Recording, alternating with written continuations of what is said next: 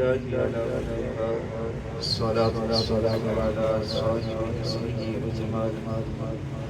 أما بعد فأعوذ بالله السميع العليم من الشيطان الرجيم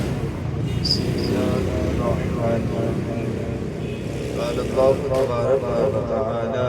في القرآن المجيد والفرقان الحميد بسم الله الرحمن الرحيم وإنك لعلى خلق عظيم صدق الله العظيم وصدق رسوله النبي الكريم العميد ونحن على ذلك لمن الشاهدين والشاكرين والحمد لله رب العالمين إن الله وملائكته يصلون على النبي يا أيها الذين آمنوا صلوا عليه وسلموا تسليما آواز بلند کریے اللهم صل على سيدنا ومولانا محمد المصطفى بديع العطاء وبحر الوفاء بديع الجمال وبحر الشفاء سيدنا بزهراء وآله وبارك وسلم مولاي صل وسلم دائما أبدا على حبيبك خير خلق كلهم هو الحبيب الذي ترجى شفاعته بكل هول من الأهوال المضطهين مولاي صل وسلم دائما ابدا على حبيبك خير خلق تمامی حمد و ثنا تعریف و تصریف اللہ جل مجدہ کریم کی ذات باقی کرتے ہوئے جو خالق کائنات بھی ہے مالک شاہد اللہ جل وعلا کی حمد و ثنا کے بعد نبی مکرم شفیع امم رسول منتشب اللہ کے پیارے امت کے سہارے رب کے محبوب دانۂ غیوب مالک القابض فخر ارض و عجم سید لامکان سید سوجا نشر برہا رازدار معوما معصوم آمین احمد مجتبی حضرت محمد مصطفی صلی اللہ تعالی علیہ وسلم کے مقدس پاک بارگاہ میں ہدیۃ اسلام پیش کرنے کے بعد عرض کرنا چاہوں گا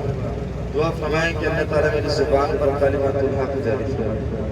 اللہ تعالیٰ حق اور سچ بیان کرنے کی توفیق عطا انتہائی مبارک کی مستحق جناب خان آصف امان اللہ خان صاحب نقشبندی جنہوں نے خواجہ خواجگان صوفی امان اللہ خان رحمۃ اللہ علیہ کی اصالِ ثواب کے لیے اس محفل کا انعقاد کیا اللہ تعالیٰ اس آستانے کو عطا قیامت کی آبادشات فرمائے انتہائی مختصر وقت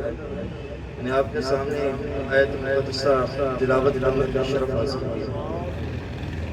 آقا علیہ السلام کو اللہ تعالیٰ نے بے شمار کمالات بے شمار فضائل بے شمار معجزات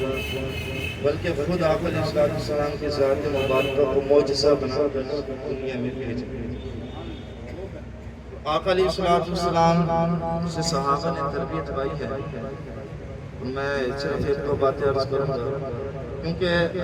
قرآن پاک نے آقا علیہ السلام کی خلق عظیم کو بیان فرمایا فرمایا کہ محبوب ہم نے آپ کو خلق عظیم عطا فرمایا ایک لفظ ہوتا ہے خلق ایک ہوتا ہے خلق خلق انسان کے ظاہر انسان ظاہری عذاب اس کی کیسی ہے وہ بولتا کیسے ہے وہ چلتا کیسے ہے اس کا لباس کیسے ہے یہ انسان کا خلق لیکن قرآن پاک نے خلق کا ذکر خلق انسان کے باطن کو کہتا ہے انسان کا دل جو دھڑکتا ہے کس لیے دھڑکتا ہے انسان کے دل کے اندر معرفت کا نور ہے یا دنیا کا لالچ ہے انسان کی روح کی پرواز وہاں تک ہے دنیاوی لالچ سے میلی کچالی اتنی ہو گئی خلق انسان کے باطنی آداب کو کہتے ہیں وہ قرآن پاک میں رہنمائی فرمائے اور فرمائے کہ اے محبوب ہم نے آپ کو خلق عظیم پر فائد فرمایا ظاہری حسن تو لوگوں نے دیکھ لیا لیکن آقا علیہ السلام کے باطنی اوصاف کی طرف کسی کی توجہ نہ جا سکی کسی کی نظروں میں اتنی بات ہی نہیں تھی کسی کے دل میں اتنی قوت نہیں تھی کہ آقا علیہ السلام کے باطنی اوصاف کو دیکھتے تو قرآن پاک نے فرما دیا کہ لوگ تو نہیں جانتے ابو ہم نے آپ کو خلق عظیم عطا فرمایا تو آقا علیہ السلام کی ذات مبارکہ وہ ہستی ہے کہ جس نے بھی آقا علیہ السلام کی خدمت میں تربیت پائی ابھی دیکھیں حضرت زیاد بن حارثہ رضی اللہ عنہ صحابی رسول ہیں بچپن اغوا ہو گئے، آپ کی 7 سال عمر تھی، بکتے بکتے بارگاہ رسالت میں پہنچ گئے، کچھ نصیبی ان کی بارگاہ رسالت میں حاضر ہوئے، آقا علیہ السلام کے گھر کے کام کرتے، آقا علیہ السلام کی خدمت کرتے۔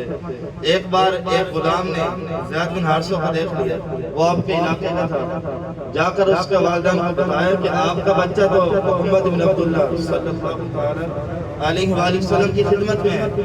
اب اس کے والد اور آپ کے چاچا لینے کے لیے حاضر ہوئے، اور نہ 2 پیسوں کی تھیلی پہ بھری ہو رہے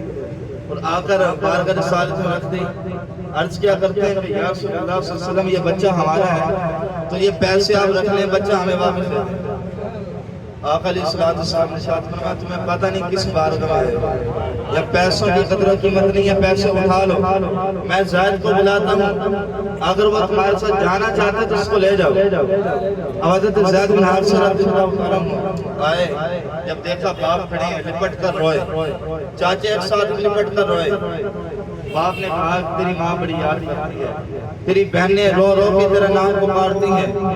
چل بچہ لینے کے لیے آیا ہوں۔ لیکن جب بچے نے سنا نا کہ میرا باپ مجھے لینے کے لیے آیا ہے، تو حضرت زید بن حارثہ دوڑ کر حضور کے قدموں سے چھوڑ گئے اور عرض کرتے ہیں کہ یا رسول اللہ میں نے آپ کے قدم چھوڑ کے نہیں جانا، تیرے قدموں میں جو ہے گیار کا منہ کیا دیکھا،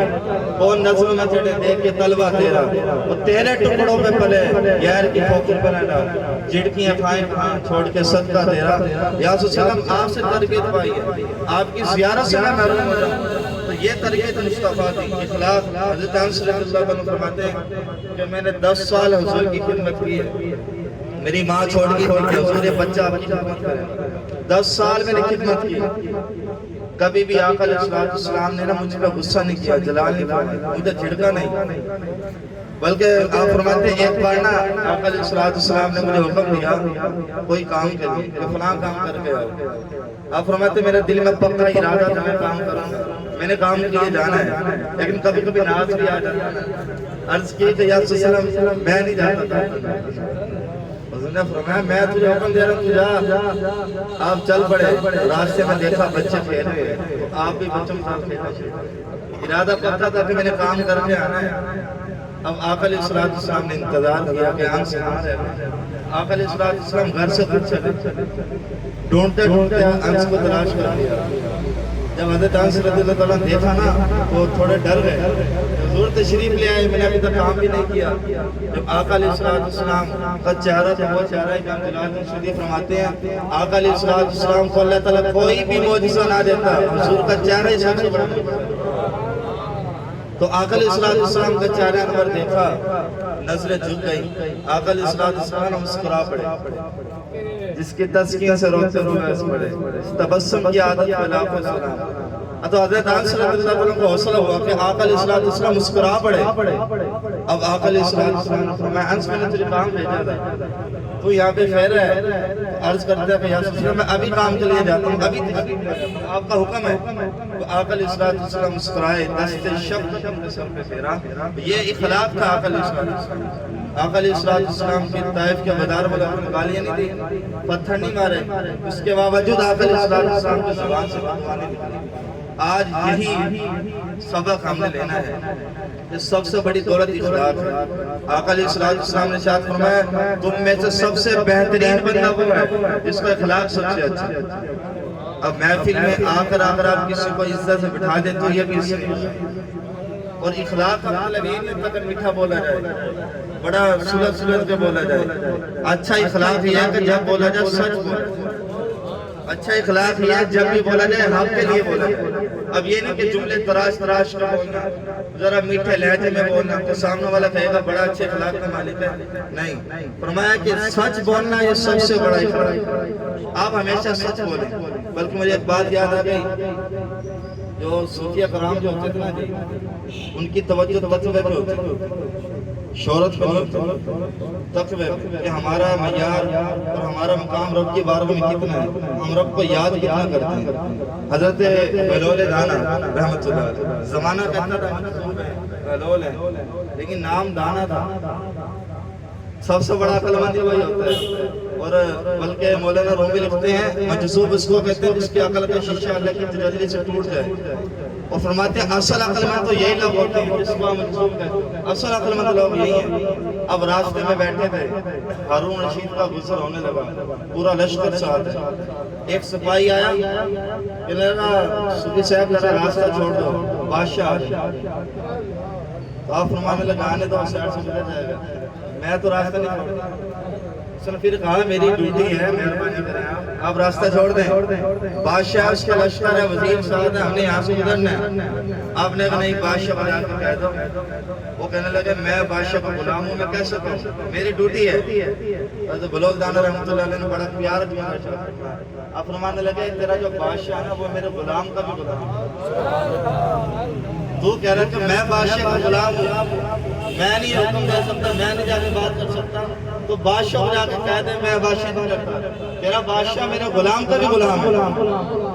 اور وہ جا کر بادشاہ کو کہا کہ وہ صوفی صاحب ایسے کہہ رہے ہیں کہ یہ جو بادشاہ ہے میرے غلام کا بھی غلام ہے۔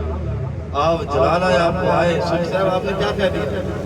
میں بادشاہ ہوں، میں کسی کا غلام نہیں، اور آپ نے کہا کہ میرے غلام کا غلام۔ آپ کہنے لگے تو یہ بتا تو نفس کا غلام ہے یا نہیں، اتنی شہرت، تیرے نفس نے کہا کہ تیری شہرت ہو، رستے صاف ہو، صوفیوں کو اٹھا دو، یہ تیرے دل، تیرا نفس ہے نا، تو نفس یہ تیرا غلام ہے، تو نفس کی غلامی کر رہے ہیں۔ اور کہنے لگے نفس ہمارا غلام ہے، نفس تیرا غلام ہے، تو نفس کا غلام ہے، نفس ہمارا غلام ہے، اب تو بتا میرے غلام کا غلام ہوا یا نہیں ہوا۔ آپ فرمانے لگے کہ صوفی اکرام نفس کی غلامی نہیں کرتے۔ حضرت عمر فاروق رضی اللہ عنہ آپ بیٹھے تھے تو حضرت سلمان فارسی تشریف لائے، آپ کو دور خلافت ہے سید عمر فاروق کا، تو سید عمر فاروق رضی اللہ عنہ پوچھنے لگے سلمان فارسی رضی اللہ عنہ کہ کیا میرا دور خلافت صحیح چل رہا ہے، کیا کوئی کمی پیشی تو نہیں ہے؟ بڑے لوگ کبھی چھوٹے چھوٹے مشورہ لے لیا کرو، غریب لوگ جو ہوتے ہیں نا، غریب لوگوں کا درد سنو گے نا پھر آپ کو احساس کرو کہ غریبوں کی غربت کیا ہوتی ہے۔ آج گھر کا تیسرا چوتھا گھنٹہ صاحب جاتا ہے تو پوچھ لیتا ہے بھائی کو حکم ہو تو بتانا، ہمارے لیے کوئی کام ہو تو بتانا، ہم ذرا کر دیں گے، پتہ ہے کہ مشکل وقت میں کام آ جائے گا۔ غریب بندہ جس کی پہلی چھت بھی ٹوٹنے والی اس سے کوئی پوچھنے والا نہیں ہے، تو لہذا انداز زندگی کو سیکھیں۔ سلمان فارسی رضی اللہ عنہ سے پوچھا سید عمر فاروق نے بتائیں میرا دورہ خلافت کیسے چل رہا ہے؟ تو آپ فرماتے ہیں کہ عمر تیرا 24 لاکھ مربع کلومیٹر تیری حکومت ہے، اس مفسرین نے 22 لاکھ لکھا ہے کہ اتنی تیری حکومت ہے، تو یہ بتا سب جگہ پہ غربت ختم ہو گئی ہے؟ آپ فرمانے لگا نہیں، کچھ جگہ ہیں جہاں پہ ابھی کھانا کم ملتا ہے، کچھ لوگ ایک وقت کا فاقہ کاٹ رہے ہیں۔ تو آپ فرمانے لگا کہ میں نے سنا ہے کہ آپ جب کھانا کھاتے ہو کھانے کے ساتھ آپ کے ساتھ رائتہ بھی ہوتا ہے، چٹنی بھی ہوتی ہے۔ مجھے تو حیرت ہے کہ جس دور خلافت کے اندر لوگوں کی غربت نہیں ہو رہی اور آپ بیٹھے ہیں چٹنی کھا رہے ہیں سالن کے ساتھ، 2 سالن آپ کیوں کھاتے ہو؟ آپ 1 سالن کھائیں۔ سیدنا عمر فاروق تڑپ گئے، چیخ ماری، کہنے کہ سلمان تیرا احسان میں زندگی بڑھنی پڑی، تو نے میری رہنمائی فرما دی۔ تو یہ حسین اخلاق تھا، انداز زندگی تھی۔ تو میں دعا کروں گا کہ اللہ تعالیٰ اس آستانے کو تیار کیا میرا دربار ارشاد فرمائے، آمین و آمین۔